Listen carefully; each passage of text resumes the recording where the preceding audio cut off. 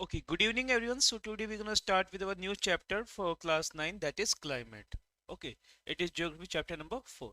Now, climate सबसे पहले हमें ये समझना है क्लाइमेट होता क्या है। तो आमतौर पर अगर हम क्लाइमेट किसी पूछे भाई क्लाइमेट क्या होता है तो वो सिंपल सा एक ही मतलब बताएगा, मौसम। अगर क्लाइमेट मतलब मौसम होता है तो फिर वेदर हम किसे बोलेंगे। ठीक है। नाउ बेसिकली क्लाइमेट मतलब होता है मौसम ही। ठीक है ना, वेदर और क्लाइमेट दोनों साइमल्टेनियसली और अल्टरनेटिवली लोग बहुत बार यूज करते हैं। ठीक है, लेकिन ये समझिए जैसे पोकेमोन होता है ना, पोकेमोन इवॉल्व होता है। ठीक है, तो ऐसे ही वेदर का जो इवॉल्व रूप है वो क्या आएगा, आपका क्लाइमेट है। यानी कि फॉर, अगर मान लो आज यहाँ पे बारिश हो रही है। ठीक है, मान लो कोई गांव है, वहां पर बारिश हो रही है, दोपहर में बारिश हुई, नेक्स्ट डे फिर से बारिश हुई, उसके बाद थोड़े से दिन बाद में फिर से बारिश हुई। ठीक है, ऐसे यहाँ पे क्या ज्यादातर क्या होती रहती है, यहाँ पे ज्यादातर यहाँ पे बारिश होती रहती है। ठीक है, तो अगर हम एक दिन की बात करें तो ये क्या है, वेदर है। वेदर कैसा होगा, रेनी, रेनी वेदर है। और अगर ये रेनी वेदर 30 साल तक ऐसा ही रहता है कि वहां पे बारिश हो रही है, बारिश नहीं हो रही, फिर बारिश हो रही है, फिर नहीं हो रही है, तो उसको हम क्या बोलेंगे, क्लाइमेट।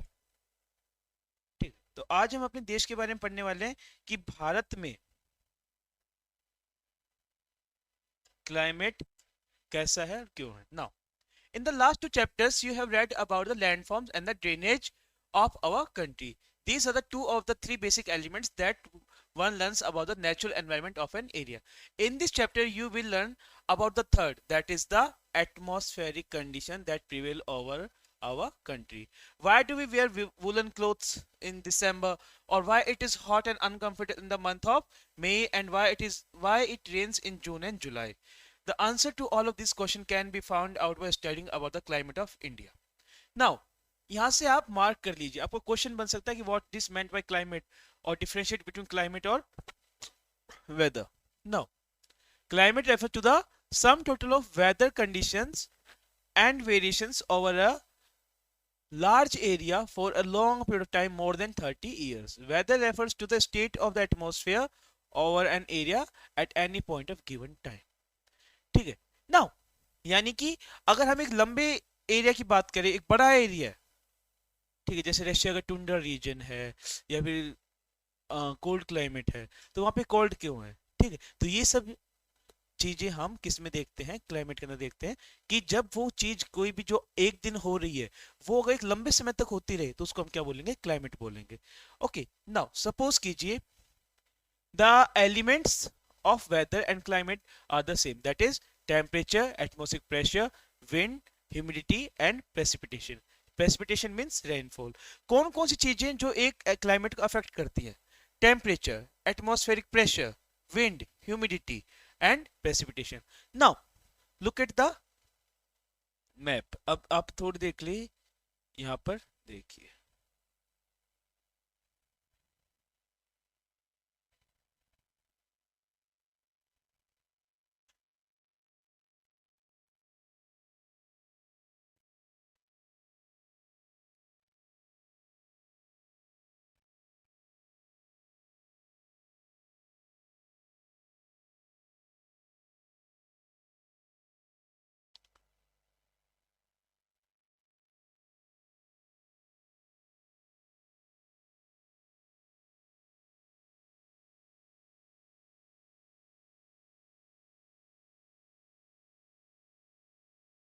वीडियो रोक दी के।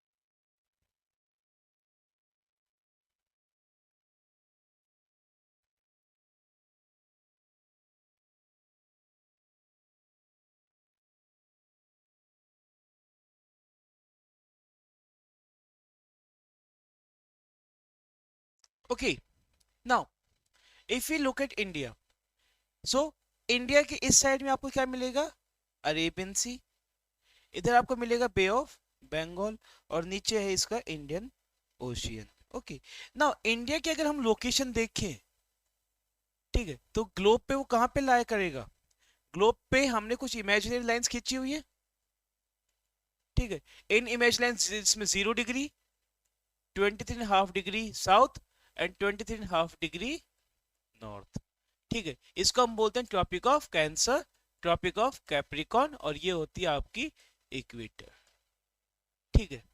नाउ एक चीज आती है कि ये 23.5 डिग्री नॉर्थ ही क्यों नहीं, 23.5 डिग्री साउथ ही क्यों है, बिकॉज इन पे ये इनको क्या बोलते हैं लैटिट्यूड्स, इन्हीं लैटिट्यूड्स पे सन क्या करता है, मूव करता है।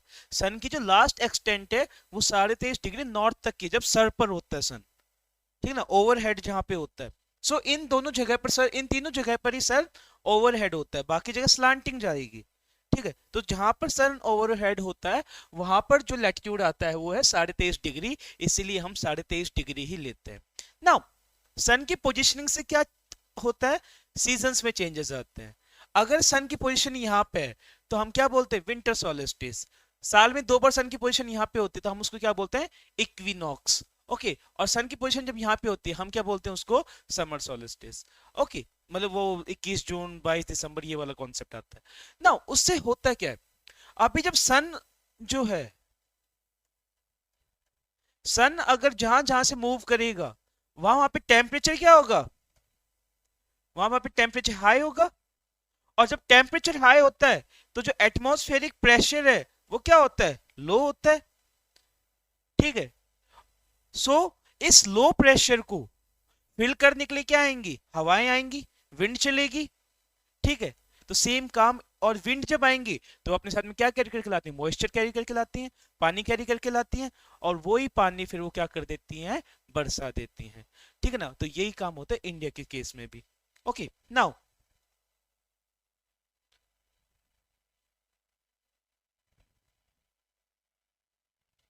When we look at this map of India, हम जब इंडिया के इस मैप पे क्या करते हैं, देखते हैं, ठीक है। तो हम क्या देखेंगे, हम देखेंगे कि इंडिया में जो मॉनसून आता है वो आता है आपका साउथ वेस्ट मॉनसून से,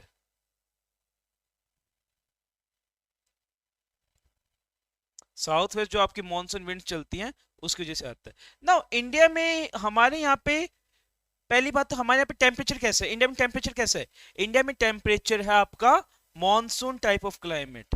कैसा टेम्परेचर है, मॉनसून, ठीक है ना। ये जो वर्ड मॉनसून है ये एक अरेबिक वर्ड मौसिन से डिराइव्ड हुआ है, ओके। मौसिम से क्या हुआ है, डिराइव हुआ है। Here you can see that कि ये जो क्लाइमेट है, the climate of India described as मौसम, ओके। सो ये हमें अरेबिक वर्ड मौसम से डिराइव हुआ है जिसका मतलब है चेंज इन वेदर। नाउ पहले क्या होता था, पहले टाइम पे इंडिया एक मेजर ट्रेडिंग सेंटर था जहां से बहुत ज्यादा व्यापार होता था। उस व्यापार में क्या होता था, पहले जो हमारा अफ्रीकन कॉन्टिनेंट है, इंडिया के वेस्ट साइड में अफ्रीका कॉन्टिनेंट पड़ता है, ठीक है। तो पहले स्विस कनाल नहीं था, जो आज के टाइम पे स्वेज कनाल से पूरा पूरा वो होता है ना व्यापार, पहले वो नहीं था। स्वेज कनाल जाकर के 1869 में खुला था, ठीक है। लेकिन उससे पहले क्या होता था, उससे पहले लोग in trade in south west monsoon winds का वेट करते थे, जिनको साउथ वेस्ट ट्रेड विंड्स भी बोला जाता है। अभी साउथ वेस्ट ट्रेड विंड्स हैं क्या, ये हम क्लास के आगे के चैप्टर में पढ़ेंगे। अभी के लिए आप सिर्फ इतना जान लीजिए, साउथ वेस्ट ट्रेड विंड जो है, अभी इंडिया में सन क्या कब ऊपर आएगा, हमारे सर पर कब आता है, 21 जून को। 21 जून को जब सन यहां पर होगा, ठीक है, तो होता क्या है, ट्रॉपिक ऑफ कैंसर पे होता है, यहाँ का टेम्परेचर क्या हो जाएगा, टेम्परेचर हमारा क्या होगा, हाई होगा। और अगर टेम्परेचर हाई है तो प्रेशर क्या होगा, लो होगा, ठीक है। इसी के साथ साथ में एक बेल्ट है, वो बेल्ट हमारे साथ क्या करती रहती है, मूव करती रहती है। सन की पोजीशन साथ में वो बेल्ट क्या करेगी, मूव करती रहती है। इस बेल्ट को नाम दिया गया है ITCZ, inter tropical convergence zone, okay. ITCZ, inter tropical convergence, CONVERGENC, convergence zone, okay. ये हमारे साथ मूव करते हैं, कन्वर्ज मतलब दो मिलते हैं, ठीक है। अभी यहाँ पे अगर सन आ रहा है तो कौन सा मौसम जा रहा है, विंटर का जा रहा है, तो ये जहां पे मिलेंगे, या जहां पर आपका low pressure and high pressure मिलते हैं। नाउ एक अनरिटन लॉ है कि जहां पे प्रेशर हाई होगा वहां पे टेम्परेचर क्या होगा, लो होगा, और जहां पे टेम्परेचर हाई होगा वहां पे प्रेशर क्या होगा, लो होगा। और हमेशा हाई प्रेशर से विंड्स किसकी तरफ मूव करती हैं, लो प्रेशर की तरफ। अब अगर यहाँ पर हमारे यहाँ पे सन इंडिया के अंदर टेम्परेचर अगर हाई है तो प्रेशर क्या हो जाएगा, लो हो जाएगा। उस लो प्रेशर को पूरा करने के लिए कौन आएंगी, विंड्स आती है, ट्रेड विंड्स आती हैं। अब इनको ट्रेड विंड्स क्यों बोला गया, क्यों, क्योंकि जैसे मैंने आपको बताया कि यहाँ पे पहले रास्ता नहीं था, तो पूरी दुनिया को व्यापार अगर बाहर से करना है तो वो नीचे से घूम के आएंगे। और पहले मोटर बोट्स हुआ नहीं करती थी, इंजन बोट्स हुआ नहीं करती थी, तो लोग क्या करते थे, लोग, आपने देखा होगा बहुत सी बड़ी शिप्स, बड़ी बड़ी शिप्स के ना ऐसे बड़े बड़े पाल लगे हुए होते थे, सेल्स लगे हुए होते थे।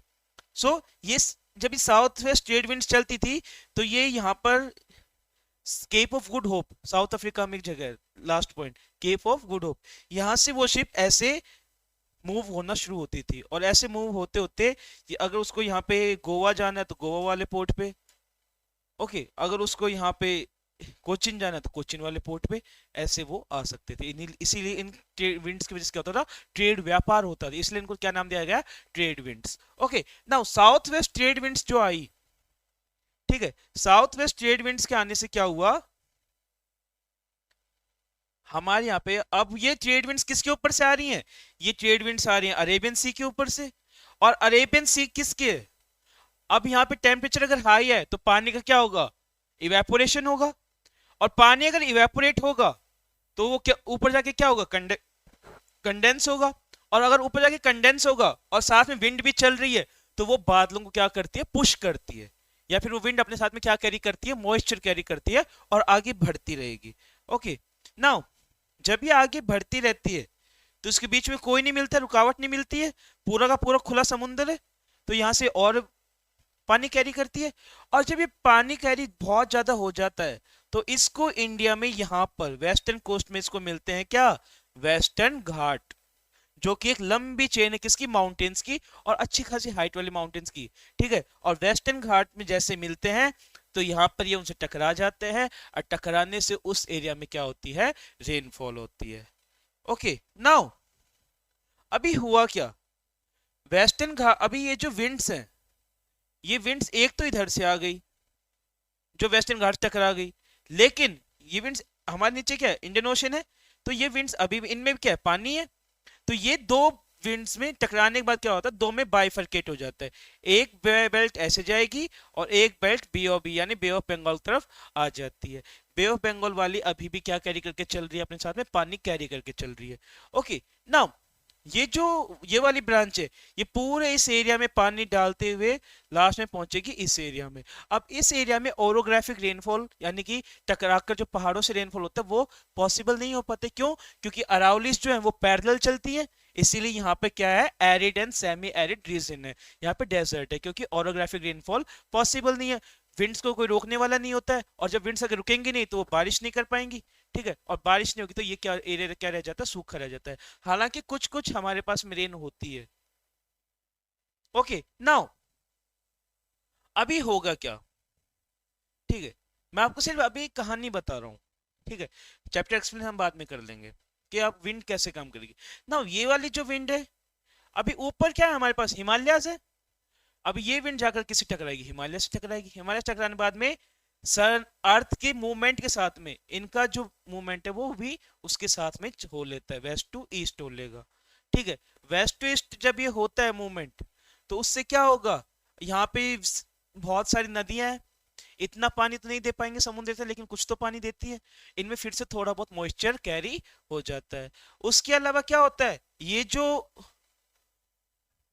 विंग थी जो नीचे बाइफरकेट हुई थी ये आती रहेगी, और ये बे ऑफ बंगाल से भी क्या कैरी कर रही है, पानी कैरी कर रही है। और उसके बाद में देखो ये जो है ना अरेबियन सी वाला जो पोर्शन है ये बहुत ही खुला पोर्शन है, बहुत ही खुली स्पेस है, लेकिन जो बे ऑफ बंगाल वाला पोर्शन है ना ये एनक्लोज्ड एरिया है, इधर जाएंगे आपको साउथ ईस्ट एशियन कंट्रीज मिल जाएंगी, यानी कि एक बंद सा एरिया है। और हवा क्या होती है, हवा अब बहुत हैवी हो चुकी है, ठीक है, और बाद में इसको वो घुट भी जाती है इतने बड़े मतलब एनक्लोज्ड एरिया में। सो इसकी वजह से वो वहां पर क्या करना शुरू कर देती है, मूवमेंट करना शुरू कर देगी।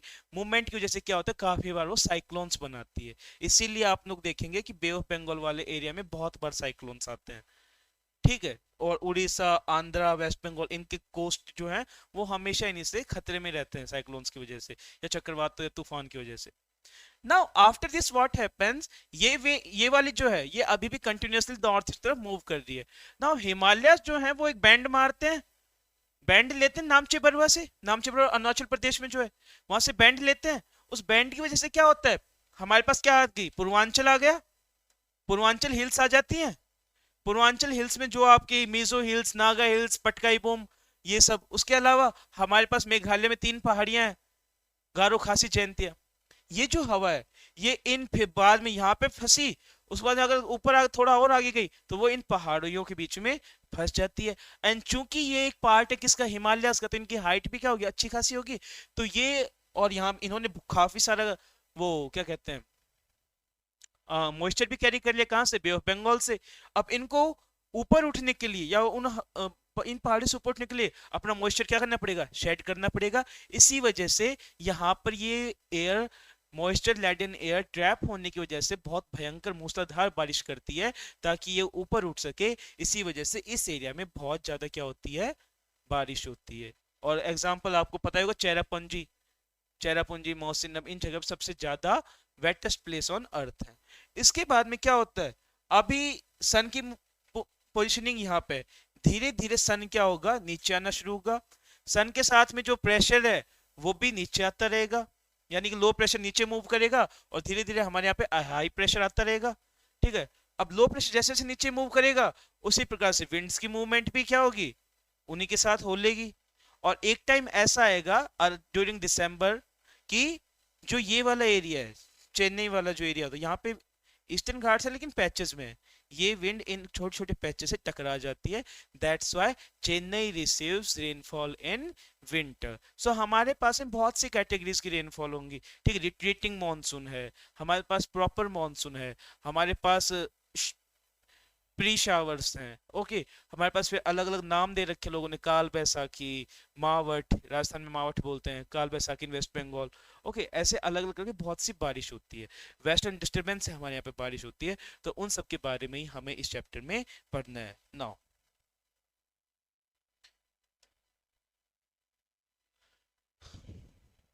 Where were we were here, कि एक तो हमें इसको अंडरलाइन कर लेना है इंपॉर्टेंट मार्क डाल करके. ठीक है, और दूसरा एलिमेंट्स कौन कौन से हैं. Okay, you may have observed that the weather conditions fluctuate very often within a day, but there is some common pattern over a few weeks or months. That is, days are cool or hot, windy or calm, cloudy or bright, and wet or dry. On the basis of the generalized monthly atmospheric conditions, the year is divided into seasons such as winter, summer and rainy season. ना होता है क्या, जैसे इस मौसम में हम देख सकते हैं कि दिन में तो बहुत चिलचिलाती हुई धूप पड़ेगी लेकिन शाम को या सुबह क्या हो रही है, बारिश हो रही है. और ऐसा जब 3-4 बार हो जाता है तो हमें उससे किसका पता चल जाता है, सीजन का, कि कैसा मौसम है. ठीक है, जैसे सर्दियों का मौसम है, भले ही दिन में इतनी सर्दी ना पड़े लेकिन रात को खूब ठंड पड़ रही है, कभी कभी दिन में भी खूब ठंड पड़ रही है, कभी कभी वो क्या कहते हैं ओस आ रही है, ड्यू आ रहा है, उसके बाद या फिर फॉग आ रहा है. तो इससे क्या हो रहा है, क्या पता चल रहा है कि मौसम क्या है, थोड़ा ठंडा है. इसका मतलब हमारे पास क्या आ गया, विंटर आ गया. तो ये इन सब चीजों से हमें क्या पता चलता है कि हमारे पास सीजन कौन कौन से आ रहे हैं. और सीजन के चेंजेस किसी रेवोल्यूशन से और सन की मूवमेंट से ही पॉसिबल हो पाते हैं. जैसे कि आप लोगों ने पढ़ा भी होगा कि Australia celebrates Christmas during summer. Why, क्योंकि उस टाइम पे जो सन की पोजीशन होती है वो कहाँ पे होती है, ट्रॉपिक ऑफ कैप्रिकॉर्न पे. Okay, the world is divided into number of climatic regions. ठीक है, do you know what type of climate India has and why it is so? We will learn about this in this chapter. Now ये बहुत important है. The word मौसम is derived from Arabic word मौसिम, which literally means season.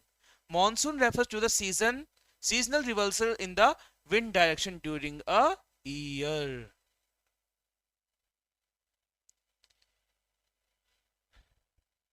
The climate of India is described as monsoon type. ये बहुत important, इसको underline कर लीजिएगा कि इंडिया का क्लाइमेट कैसा है, मॉनसून टाइप ऑफ क्लाइमेट है. Okay, in Asia this type of climate is mainly found in the south and the south east countries. India के अलावा कौन कौन से देश हैं जहां पे मिलेगा आपको, साउथ और साउथ ईस्ट कंट्रीज में. Despite an overall unity in the general pattern, there are precipitable region variations in climatic condition within the country. Let us take a two important elements, that is temperature and precipitation and examine how they vary from place to place and season to season. In India, the mercury occasionally touches 50 degrees Celsius in some part of Rajasthan desert, whereas it may be around 20 in Pahalgam in Jammu and Kashmir. On a winter night, the temperature drops in Jammu and Kashmir may be as low as -45. Thiruvananthapuram, on the other hand, may have temperature of 22 degree Celsius. Now temperature जो है वो किसी भी country climate में बहुत ज्यादा difference डालता है. कैसे? जैसे इंडिया का एग्जांपल दे रखे हैं, यहाँ पे तीन चीजें बता रखी हैं कि इंडिया में कुछ जगह, राजस्थान की कुछ जगह जहाँ पे 50 डिग्री चला जाता है दिन का टेम्परेचर, वहीं पर जम्मू कश्मीर जैसी जगह है जहाँ पे दिन का टेम्परेचर 20 डिग्री चला जाता है या फिर कभी कभी माइनस में भी चला जाता है. और वहीं पे कुछ जो है, कुछ एरियाज ऐसे हैं जहाँ पे टेम्परेचर क्या रहता है, मॉडरेट रहता है, यानी 20-25 इसके आसपास रहेगा. Okay, now in certain places there is a wide difference between day and night temperature. Now ये देखिए, जब day and night इनके टेम्परेचर में वो होता है ना, डिफरेंस आता है. मान लो डे का टेम्परेचर था 50 और नाइट का है 20, तो इस डिफरेंस को हम एक टर्म यूज करते हैं उसके लिए. उस टर्म का नाम है डायरनल रेंज. क्या नाम है? Diurnal range. ठीक है, तो डायरनल रेंज मतलब होता है कि कितना डिफरेंस है between the day and the night temperature. Okay, let us now look at the precipitation. Precipitation मतलब क्या होता है? रेनफॉल. प्रेसिपिटेशन मतलब रेनफॉल. और ये रेनफॉल किसी भी फॉर्म में हो सकता है, चाहे ये स्नोफॉल के रूप में हो, चाहे ये हेल स्टॉर्म के रूप में हो, चाहे ये मिस्ट के रूप में हो, ठीक है, या फिर चाहे प्रॉपर ड्रॉपलेट्स के रूप में हो. Now there are variations not only in the form and types of precipitation but also in its amount and the seasonal distribution. While precipitation is mostly in the form of snowfall in the upper parts of Himalayas, it is over rain over the rest of the country. The annual precipitation varies from 400 cm in Meghalaya to less than 10 cm in Ladakh and western Rajasthan. ठीक है, जैसे western Rajasthan यानी कि जैसलमेर बीकानेर वाला area, यहाँ इनको Thar desert यानी hot desert बोलते हैं. ऐसे लद्दाख को कोल्ड डेजर्ट बोलते हैं जहाँ पे बारिश कम होती है. डेजर्ट मतलब ये नहीं कि गर्म ही होगा, डेजर्ट मतलब होता है वो एरिया जहाँ पे बारिश या वेजिटेशन क्या है, बहुत ही कम है. Okay, but some part like Tamil Nadu coast get large portion of its rain during the October and November. ये मैंने आपको अभी उसमें पिक्चर में समझाया था कि कुछ पार्ट्स तमिलनाडु के उनको अक्टूबर या नवंबर में बारिश मिलती है. क्यों? क्योंकि इस टाइम पे मॉनसून क्या कर रहा है, मॉनसून वापस जा रहा होता है. ओके, और रिट्रीटिंग मॉनसून की वजह से इन एरियाज में क्या होती है, रेनफॉल होती है. In general the coastal areas experience less contrast in temperature condition. इस कॉन्ट्रास्ट इन टेम्परेचर के हमने अभी कौन सा टर्म यूज किया था? Diurnal range. So diurnal range जो है ना, वो कोस्टल एरियाज में क्या होती है, बराबर होती है. ना ज्यादा गर्म होते हैं ना ज्यादा ठंडे होते हैं. वाई? क्योंकि उनकी क्लोजनेस टू द सी, वो समुद्र के क्या होते हैं, समुद्र के बहुत में पास में होते हैं. कोस्टल एरियाज क्या होंगे, समुद्र के बहुत पास होते हैं. तो इसमें दिन में सी ब्रीज चलती है, ठंडी हवाएं चलेंगी. रात में यहाँ से यहाँ पे लैंड ब्रीज चलेगी. तो ये अपने जो टेम्परेचर वो क्या करके रखते हैं, मेंटेन करके रखते हैं. ये नहीं है कि दिन में बहुत गर्म हो गया और रात में बहुत ठंडा हो गया, ऐसा नहीं होता है. ठीक है ना. और ये जो गर्म एंड ठंडा, ये टेरेस्ट्रियल रेडिएशंस और सोलर रेडिएशंस, जो रेडिएशन मतलब कि जो हमारे पास हीट आ रही है उसकी बात हो रही है. रेडिएशन वो वाला नहीं कि जो मतलब कि बुरा बताते हैं या फिर न्यूक्लियर बॉम्ब वाला. यहाँ पे रेडिएशन मतलब कि जो हमारे पास हीट रिसीव हो पा रही है. Okay, now seasonal contrast are more in the interior continent, in interior country, sorry. There is a decrease in rainfall generally from east to west. इस लाइन को मार्क कर लीजिएगा कि कौन से एरियाज में रेनफॉल कम होता हुआ आता है. तो ईस्ट टू वेस्ट, जब हम आसाम से राजस्थान की तरफ आएंगे तो रेनफॉल भी क्या होता चला जाएगा, कम होता चला जाएगा. These variations have given rise to variety in the lives of people in terms of food they eat, the clothes they wear and also the kind of house they live in. और इन्हीं की सी हम जो खाना खाते हैं, south India में आप लोगों ने सुना होगा बहुत बार कि लोग किसका ज्यादा सेवन करते हैं, चावल का. अब पैडी ऐसी क्रॉप है जो कि एक फिक्स टेम्परेचर पे ग्रो हो सकती है. अब चावल की खेती के लिए आपको मिनिमम 20 से 25 डिग्री का क्या चाहिए, टेम्परेचर चाहिए. ठीक है, और उस चावल को क्या चाहिए, पानी भी ज्यादा चाहिए। और साउथ इंडिया जो है वहां पे पानी भी ज्यादा है, और वहां पे जो डायरनल रेंज है टेम्परेचर का वो भी बहुत कम है, यानी कि जो टेम्परेचर में कॉन्ट्रास्ट आता है वो भी बहुत कम है। वहां का नॉर्मल टेम्परेचर क्या रहेगा, 20 से 25 डिग्री सेल्सियस। इसलिए उस एरिया में क्या उगता है, ज्यादा चावल उगता है। ठीक है, इसलिए वहां के लोग चावल खाते हैं। नॉर्थ इंडिया में क्या है, यहाँ पे डायरनल रेंज, यानी कि आपकी डे और नाइट या फिर आपकी जो टेम्परेचर है उसमें डिफरेंस काफी ज्यादा होता है। हमारे यहाँ पे प्रॉपर विंटर सीजन आता है, साउथ इंडिया में ऐसा आ नहीं पाता है। ठीक है, क्योंकि उसकी क्लोजनेस टू इक्वेटर है, भूमध्य रेखा के बहुत पास में है, इसलिए वहां पे विंटर्स इतनी हो नहीं पाती है। ठीक है, सो हमारे पास में प्रॉपर विंटर सीजन आता है, इसलिए हमारे यहाँ पे गेहूं ज्यादा उगता है। ठीक है, तो ना सिर्फ आपके घर, ठीक है, ना सिर्फ आप, अभी साउथ इंडिया में घर कैसे होंगे, स्लांटिंग होते हैं। स्लांटिंग मतलब, और आप जहाँ पे बर्फ ज्यादा गिरती है, जहाँ पे बर्फ ज्यादा होती है, जहाँ पे बारिश ज्यादा होती है, वहां पे घर होते हैं ऐसे, ताकि अगर पानी या बर्फ गिरे तो यहाँ से क्या हो जाए, नीचे निकल जाए। लेकिन नॉर्थ इंडिया में जो आप, जहां पर आपकी प्रॉपर सनलाइट है, वहां पे आपको ऐसे घर नहीं मिलेंगे, वहां पे आपको घर मिलेंगे ऐसे, ताकि इनसे जो टेरेस्ट्रियल रेडिएशन है, यानी कि जो भाप बन करके रात को गर्मी उड़ती है। आप लोगों ने देखा होगा गांव में, ये ऑब्जर्व किया होगा कि गांव में बहुत बार जब हम गर्मियों के मौसम में खाट बाहर डालकर सोते हैं, तो हम अपनी खाट के नीचे पानी डालते हैं। वाई, क्योंकि रात के टाइम पे जो अर्थ होती है, जमीन होती है, वो भी दिन भर उसने जितनी गर्मी सोखी है उसको वापस कहाँ भेज रही होती है, हवा में। तो वो एयर जो आ रही है नीचे से, वो क्या हो जाए, ठंडी हो जाए, इसीलिए हम खाट के नीचे पानी डालते हैं। हर चीज के पीछे एक लॉजिक होता है। ओके, सो इसलिए ऐसा, ऐसे घर बनाए जाते हैं। तो आपका जो, आप जहाँ पे रह रहे हैं, तो उसके ऊपर एक बहुत बड़ा असर होता है। आप क्या खा रहे हैं, आप क्या पहन रहे हैं, और आप किन घरों में रह रहे हैं, ये सब डिपेंड करता है कि वहाँ का क्लाइमेट कैसा है, वहाँ पर रेनफॉल कितनी हो रही है। ओके, इस चीज पर ये हाईली डिपेंड करता है। Now, why the houses in Rajasthan have thick wall and flat roof? मैंने बताया ना फ्लैट रूफ, क्यों, ताकि क्या हो सके, रेडिएशन हो सके, कन्वेंशनल करंट ऊपर उठ सके। रेडिएशन, रेडिएशन में यानी कि जो हीट सोखी गई है उसको बाहर निकाली जा सके। अभी इसमें ना, अगर टाइम मिलेगा तो मैं आपको इसमें अर्बन हीट के बारे में बताऊंगा। कि आप लोगों ने देखा होगा कि रात के टाइम तो टेम्परेचर ठंडा होना चाहिए, लेकिन दिल्ली जैसे शहरों में रात को भी उतनी गर्मी होती है जितनी दिन में होती है। जबकि दिल्ली में तो डायरनल रेंज जो टेम्परेचर है वो काफी ज्यादा होना चाहिए। तो उसके पीछे कारण होता है अर्बन हीट का, यानी कि जो दिल्ली में इतनी सारी इमारतें बन चुकी है ना, कंक्रीट जंगल बन चुका है, जिसकी वजह से क्या होता है, हीट जो है ऐसे जाने के बजाय वहीं पर ही उन बिल्डिंग्स के बीच में, अब कोई मान लो ये बिल्डिंग इतनी है तो दूसरी बिल्डिंग इतनी होगी, तो जो हीट है तीसरी इतनी होगी, इन हीट इनके बीच में ट्रैप हो जाती है, वो ऊपर निकल नहीं पाती है, जिसकी वजह से वहां पर क्या होती है, गर्मी दिन जैसी लगती है भले ही रात हो गई हो। Okay, now climatic controls. अब क्लाइमेट को कंट्रोल करने वाले कौन कौन से फैक्टर हैं बेटा, ये फीचर्स अगर आपने याद कर लिए तो ये आपके कॉम्पिटिटिव एग्जाम्स में एज इन पूछ लिए जाते हैं कि कौन कौन से फैक्टर हैं, और आपको इनमें से कौन सा मिसिंग है या फिर कौन सा कहां पर है, ये आपको बताना पड़ता है। तो ये बहुत इंपॉर्टेंट है। ओके, सो 6 मेजर कंट्रोल, कौन कौन से हैं, लैटिट्यूड। लैटिट्यूड मैंने जैसे अभी आपको बताया ना, अक्षांश जिसे बोलेंगे 0 डिग्री है, ट्रॉपिक ऑफ कैंसर है, ट्रॉपिक ऑफ कैप्रिकॉर्न है। तो ये क्या आपके लेटिव लाइनें जो होंगी उनको हम क्या बोलते हैं, लैटिट्यूड। उसके बाद में आता है आपका altitude.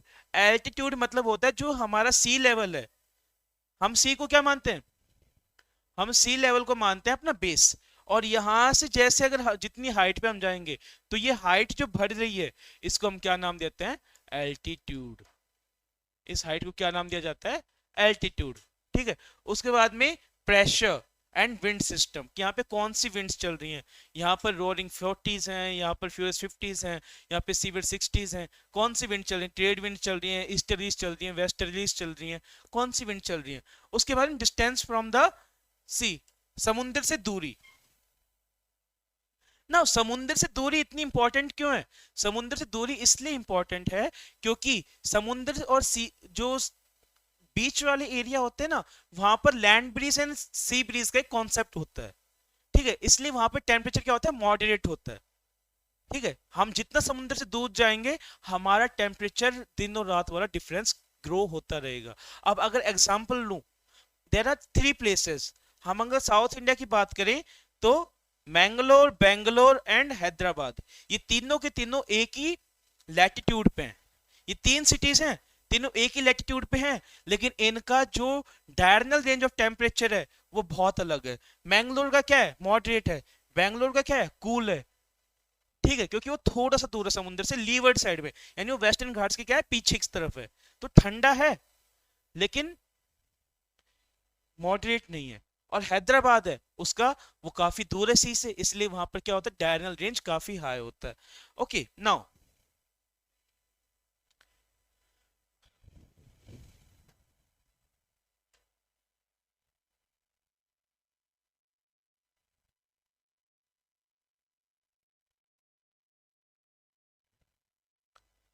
due to the curvature of the earth, the amount of solar energy received varies from latitude to latitude।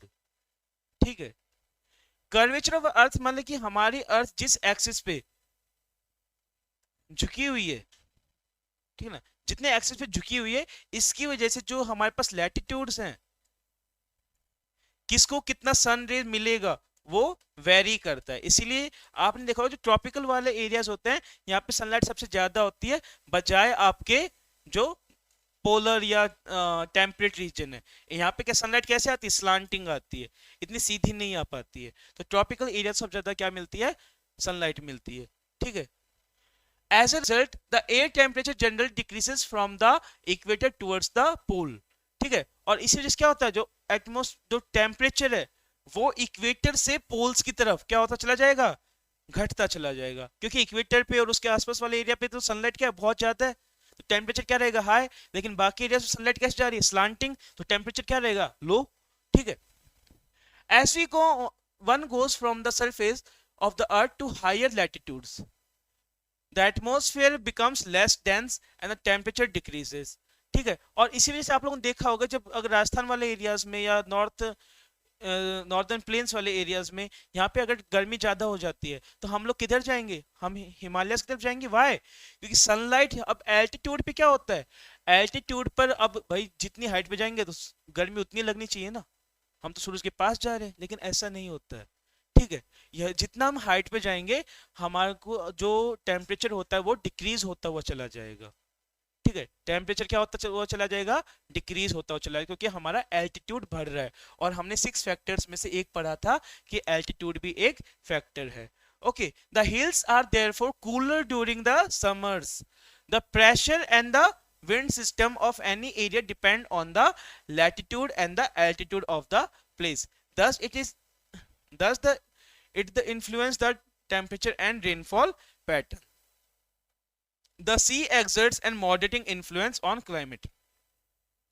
As the distance from sea increases, its moderating influence decreases and the people experience extreme weather condition। जैसे मैंने आपको बताया ना, जो समुद्र के पास रहते हैं लोग, तो land breeze and sea breeze के कारण क्या होगा, टेम्परेचर मॉडरेट होता है, दोनों बैलेंस कर लेते हैं। लेकिन जितनी हमारी दूरी बढ़ती जाएगी, हमारे टेम्परेचर में उतना ही एक्सट्रीम डिफरेंसेस आते चले जाएंगे, यानी दिन उतना गर्म होगा, रात उतनी ही क्या होगी, ठंडी होती चली जाएगी। This condition is known as continentality. ये जो नियरनेस टू द सी है,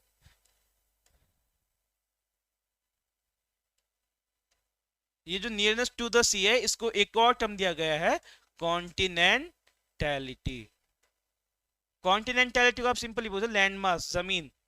ओके, हम जितना जमीन में जाएंगे उतना हमारा वो क्या है, कहते हैं टेम्परेचर क्या है, एक्सट्रीम होता चला जाएगा। Okay, that is very hot during the summers and very cold during the winter. Ocean currents along with onshore winds affect the climate of the coastal areas। For example, any coastal area with warm or cold currents flowing past it will be warmed or cooled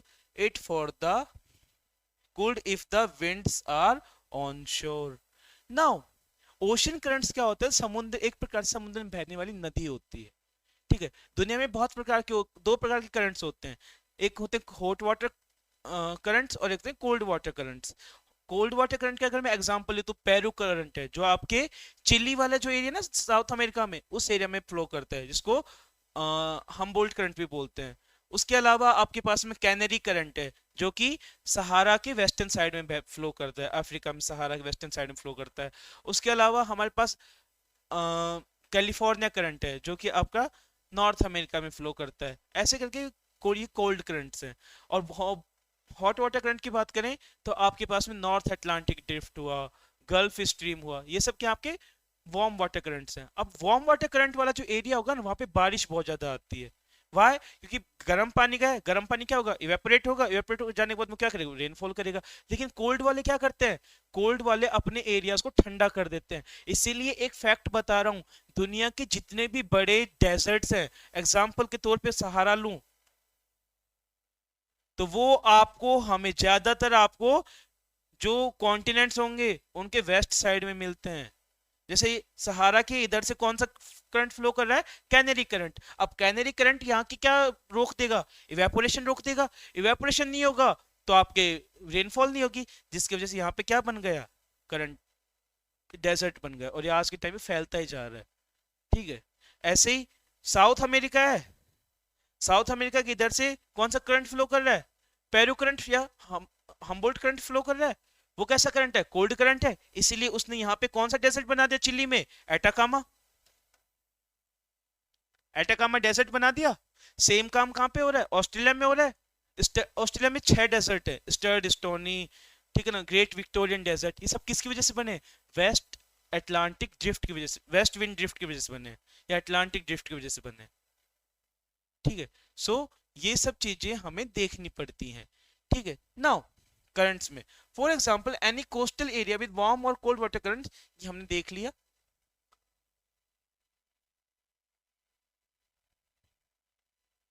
finally relief, relief यानी कि वहां पर जमीन कैसी है, वहां पे समतल जमीन है, वहां पे ऊबड़ खाबड़ जमीन है, वहां पे पहाड़ हैं, वहां के फीचर्स कैसे हैं जमीन के, वो होते हैं आपके relief features. Relief to play a major role in the determine the climate of a place. High mountain act as barrier for hot और cold winds.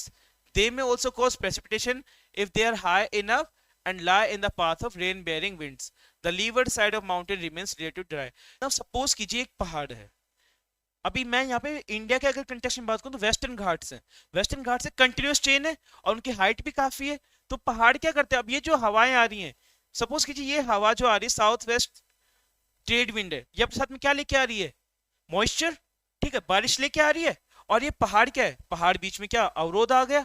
अभी इसको क्या करना है, अपना पानी, अगर इसको इनको पार करके जाना है तो इसको अपना कुछ ना कुछ पानी क्या करना पड़ेगा, छोड़ना पड़ेगा। इसी वजह से केरला के कोस्ट पे सबसे ज्यादा बारिश होती है और वहां पर हमें रेन फॉरेस्ट देखने को मिलते हैं। ठीक है, इसी वजह से इस एरिया में जो इंडिया का वेस्टर्न कोस्ट वाला एरिया है, ठीक है ना, यहाँ पे बारिश बहुत ज्यादा होती है। इस किसकी वजह से, क्योंकि यहाँ पे क्या है, पहाड़ है और इन पहाड़ों पे ओरोग्राफिक रेनफॉल होती है। और इन पहाड़ों का जो पीछे का एरिया होता है, अब सामने वाले एरिया में तो हवा टकरा गई, यहाँ पे क्या हो गई, बारिश हो गई। लेकिन पीछे वाला एरिया क्या है, पीछे वाला एरिया ठंडा रहेगा लेकिन कैसा रहता है, ड्राई। ओके, सो आज के लिए इतना ही, बाकी हम कल की क्लास में देखेंगे। टिल देन टेक केयर, जय हिंद।